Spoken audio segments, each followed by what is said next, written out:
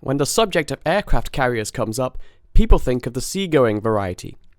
But for a few short years in the 1930s, the US Navy operated not one, but two flying aircraft carriers. Now relegated to circulating football stadiums and other sporting events, airships were, during the early part of the 20th century, considered a vital part of a nation's military arsenal.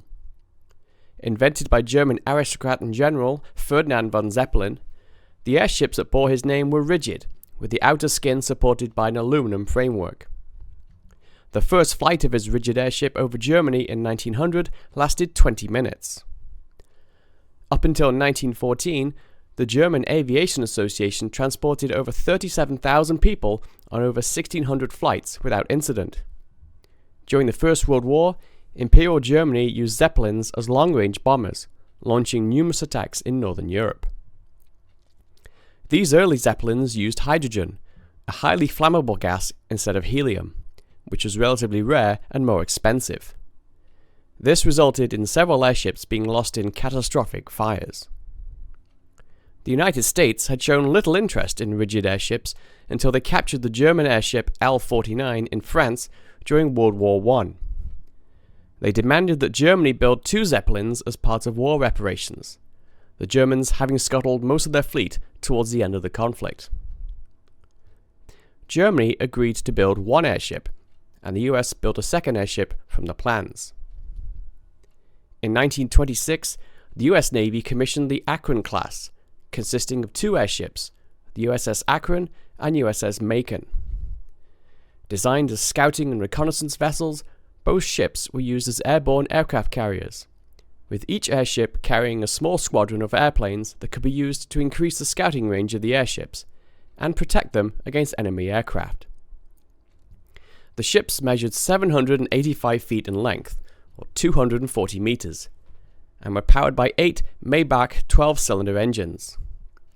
They could reach a top speed of 75 knots, 63 miles an hour, and a range of 11,000 kilometers. Unlike their German counterparts, the Akron class of airships featured a design of two rings connected by supports that formed triangles all around the ring's circumference.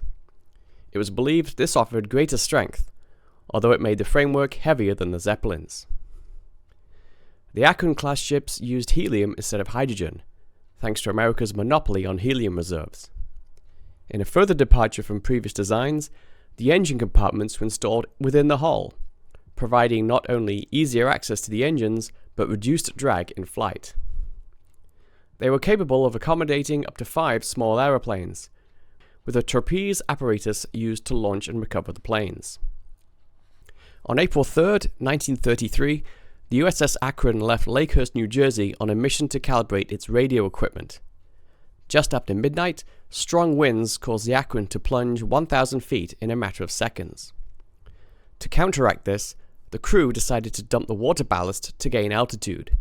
However, this caused the airship to rise too quickly and lost control, crashing into the sea.